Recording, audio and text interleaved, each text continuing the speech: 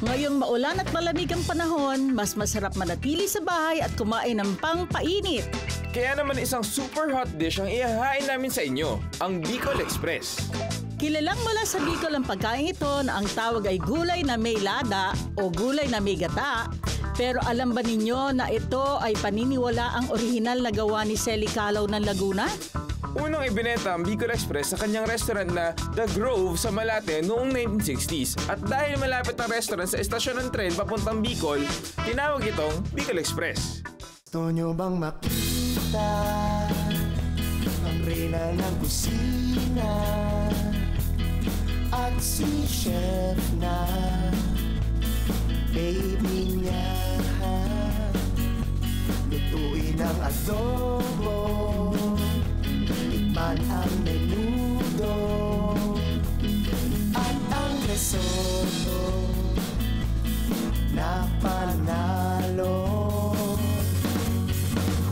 Kagapagan na lahat ay masaya ng good time. Mali pag season, pag nag-season ka mataas, gano'n. Pipiliin mo, chef versus mo. Mas punog na yung garlic. Ikaw, tinatanggal mo buto. Ako hindi ko tinatanggal kasi gusto ko juicy yung akin na lang. Versus mo.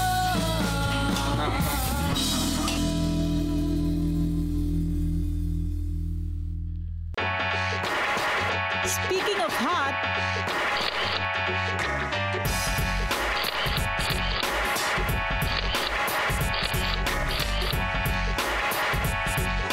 Ay, opo. Ay, andito na po ako sa bahay. Maraming salamat po. Ay, sobrang ko pang na-enjoy yung Bicolandia po. Opo. Ay, sobra. Ramdam na ramdam ko pa nga po yung anghang sa bibig ko hanggang ngayon eh. Ayan o. Ayan o. Tsaka saraan po pala sa sili ah. Anghang na anghang po. Oh, grabe. Like, I'll call you back po ah. Oh my mom! Mom! What are you doing? Anong ginagawa mo? I'm trying to be one of the 100 sexiest moms. One of the 100 sexiest, mukha kang ikaw lahat yung 100. Ikaw na lahat yon. Ano ka ba? Hindi mo man lang ma-appreciate? Sabi ko, huwag ka mag-photoshoot ng busog. Ikaw naman, oh. Anak, Mukha kang espasol. anak, bibigyan mo ng nanay mo. Ikaw naman, minsan lang ako nagpo-photoshoot eh. Tigil-tigilan mo na yan, feeling hot ka na naman. Eto ma, mas hot. Oo. Sili, galing pong Bicol yan. Talaga, ba't ko lubot? Gumawa na lang tayong Bicol Express. Ang dami mo nalalaman. Buti pa nga. Halika Sige na nga. Nalalaman na photo. Ikaw naman.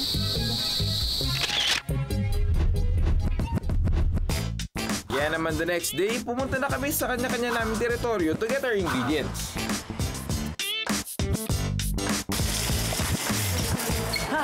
Express sa bilis, di ba? Alam mo, kasi napa-express din ang karipas ko dito sa grocery dahil hindi ko ma-express ang mararamdaman ko sa nakita ko sa bahay. Parang nakaka-umay. Teka, para mawala umay natin, mamili na lang tayo. Kung sa bahay may nag-feeling picture perfect at nagpapaka-hot sa bahay, eh yung dish ko naman na Bicol Express, eh sisiguraduhin ko hindi lang lasa niya ang hot, pati itsura. Eh sabi nga nila, ang sili pag mas maliit, mas maanghang.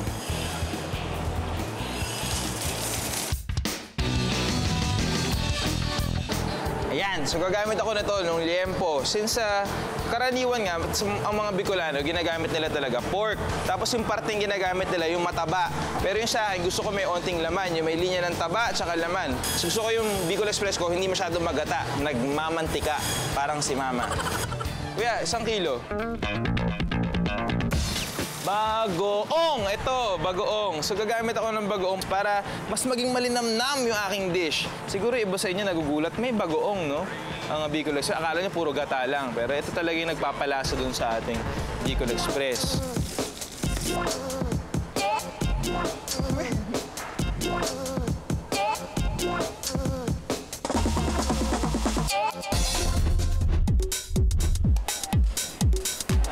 Uy, ito yung aking kailangan. Pork kasim. Normally, ang ginagamit sa Bicol Express, hinihiwa-hiwang pork. Pero ako gagamitin ko giniling na baboy. Kaya kukuha ko ng kasim, papagiling ko kay Kuya. Suki, bigyan mo ko 1 kilo ng kasim.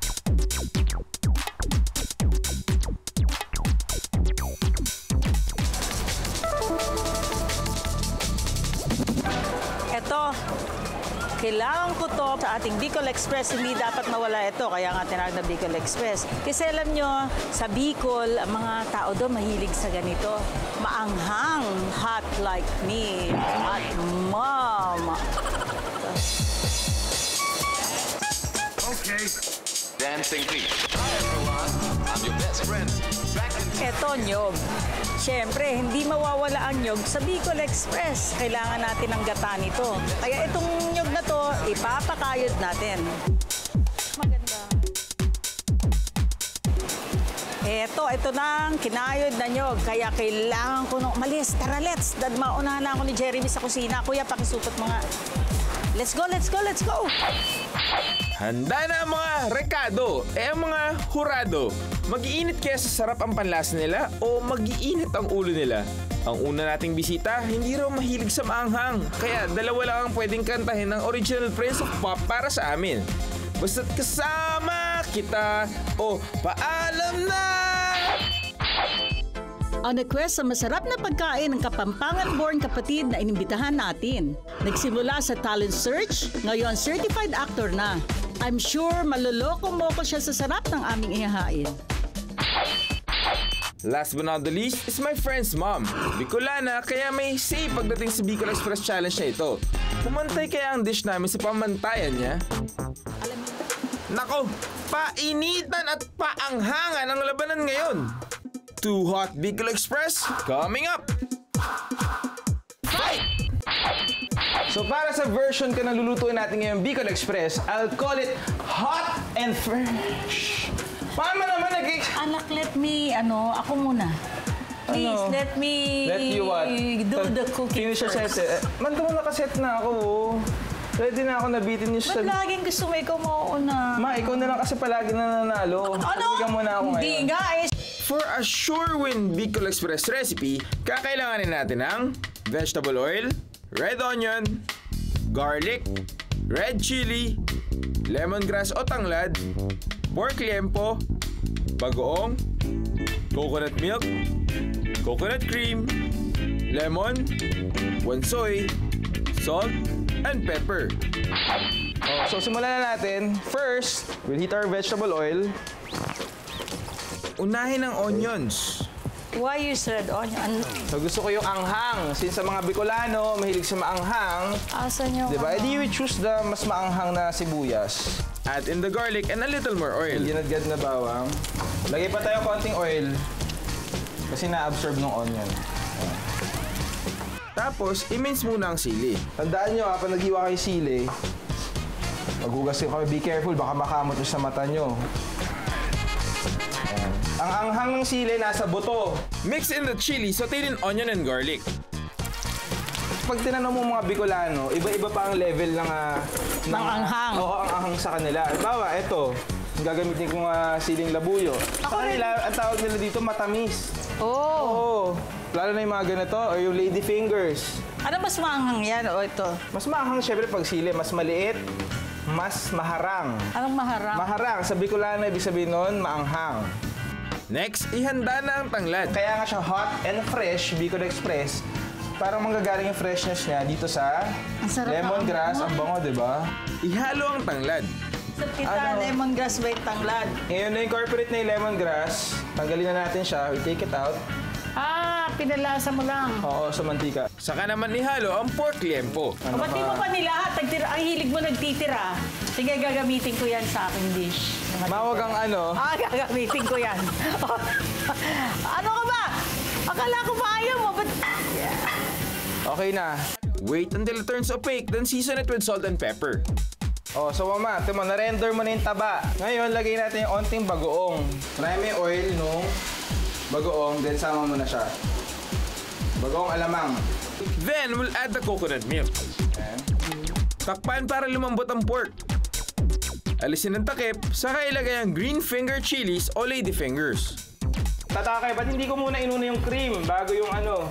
So, ang gusto ko mangyari, ma-absorb muna nung pork yung sili bago natin ilagay yung cream. Para matone down naman ng cream yung anghang, para balanse lang yung anghang ng ating Bicol Express. Add in a little lemon. May lemon ba ang ano? Wala nga, para mabuhay lang. Siyempre, ang pinaka-importanting rekado sa pagluluto, ang mother and son bonding namin, aka asaran time. Sige, magbigay ka ng numero. Ilan yung naliligaw sa'yo no? Nakasabay ng papa. Tingnan natin gano'n ka hot. Yung gauge meter mo lang hot. Tignan natin. Niintriga mo ako, ha? Etong sagot ko sa'yo. Gusto malaman kung sino sa kanila tatay mo. Salbahe ka! O bakit? Di ba sabi nga, ang nanay lang ang nakakaalam kung sino ang tatay. Mama naman yung totoo nga. Iba nga yung tatay ko. Pang teleserye ang twist ng episode na to. Ang gwapo mo, di ba? Pagwapa mo ng papa. Pero hindi ako kasing kulay ng papa. Ba't ganun? Hala, mukhang totoo nga. Hindi, sa ano mo, sa 30th birthday mo, may surpresa ako sa'yo. 1 point for me. Tama na nga. Back to cooking. I-add ang wansoy at coconut cream. Konting halo pa and I'm done. My hot and fresh Bicol Express is ready to serve.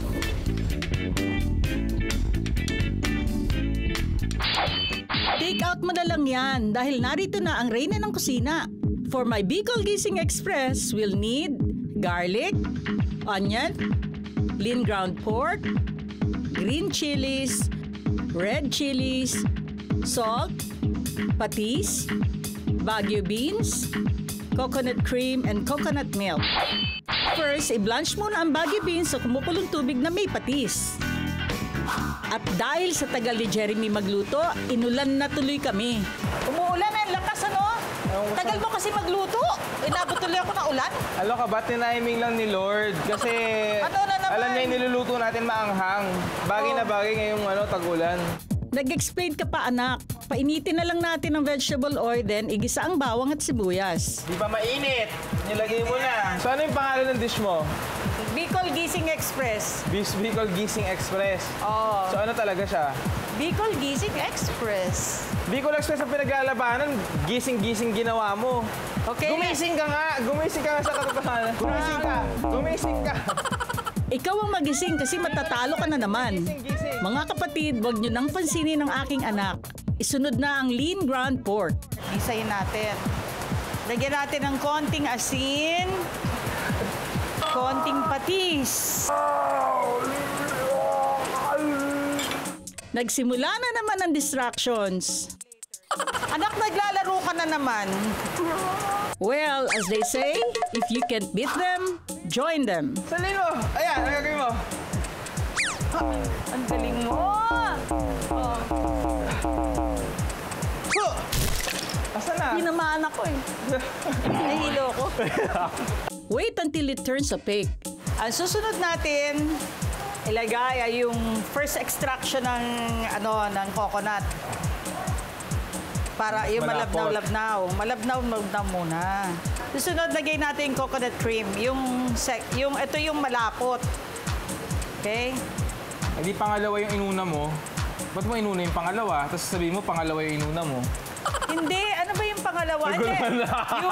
Ito yung first extraction pala. Kanina yung second extraction. Ay, naku, ginugulo mo ako. Rewind nga! Ilagay muna ang second extraction ng coconut. It's called coconut milk. Tapos, isunod ang first extraction o yung coconut cream. Happy, Jeremy? Nakaka-touch naman. Kapag lumapot na ang gata, Lalagay na natin yung aling siling, ito yung green, no? Hiniwa-hiwa natin. But before we put this, turn off the heat, okay? then add in 1 slice red chili or siling labuyo.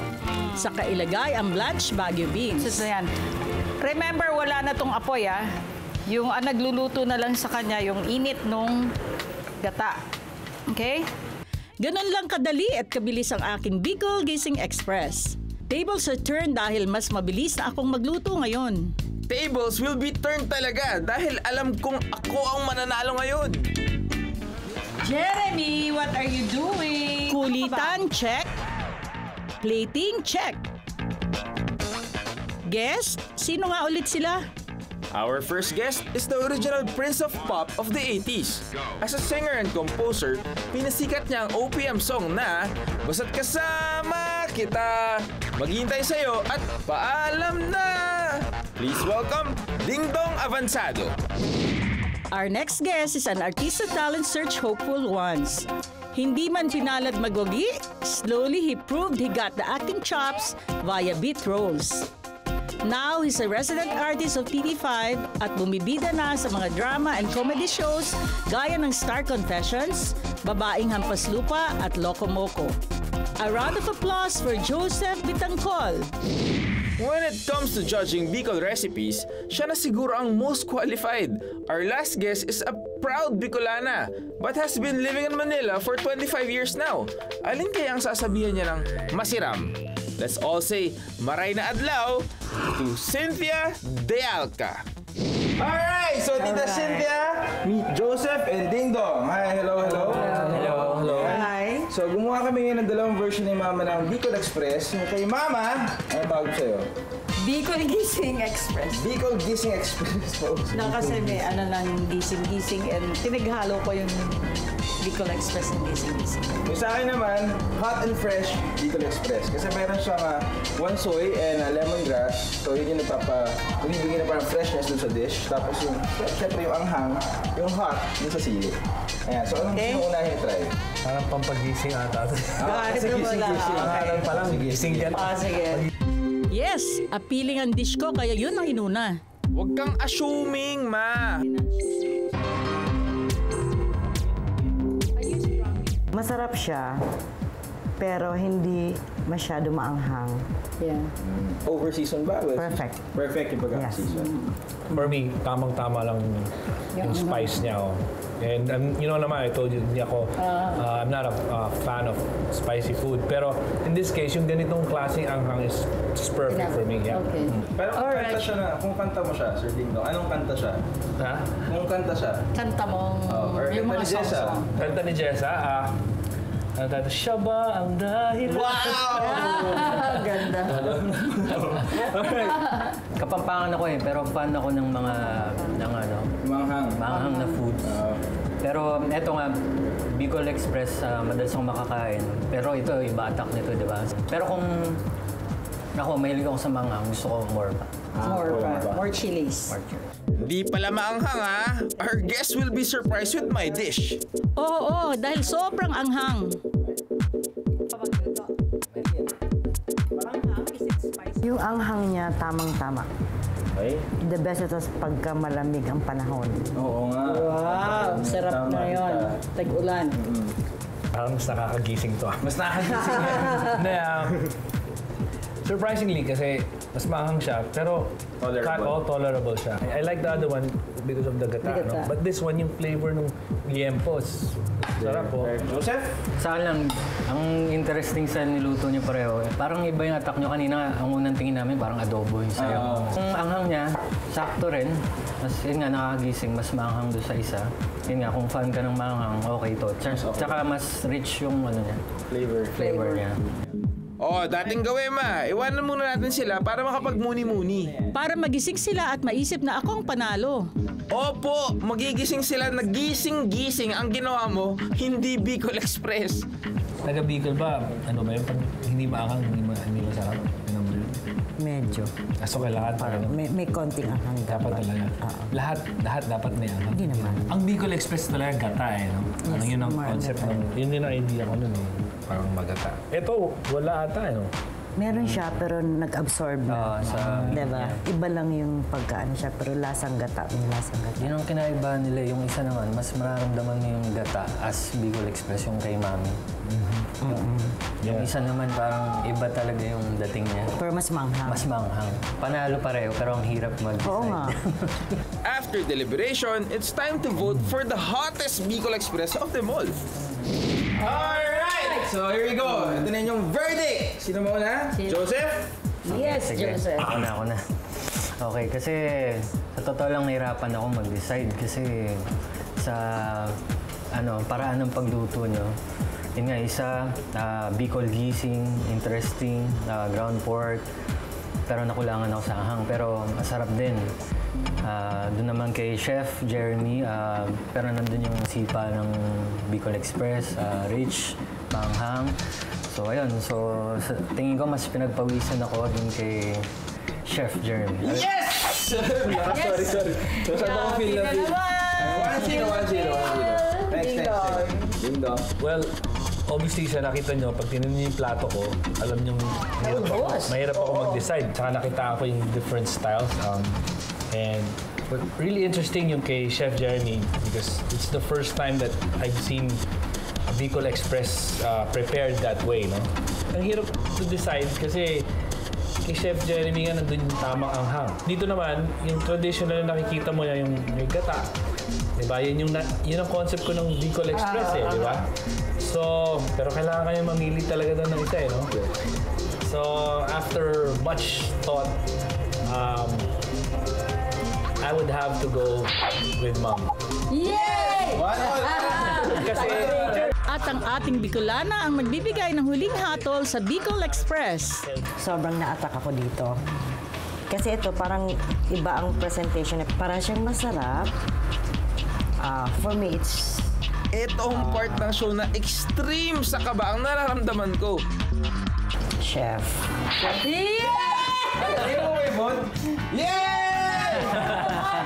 Naninigurado lang. Siguradong nahuli mo na ang puso ng mga taga-Bicol. Pati na rin ng mga judges. Congrats, anak! Thank you, Ma. Salingin mo! Salingin mo! Ayan, ang gagawin mo. Ang galing mo! Asa na? Tinamaan ako Nahilo ko. Sige, magbigay ka ng numero. Ilan yung naliligaw sa'yo no? Nakasabay ng papa. Sumalaman ko sino sa kanila tatay mo. Silbahe ka! Oo.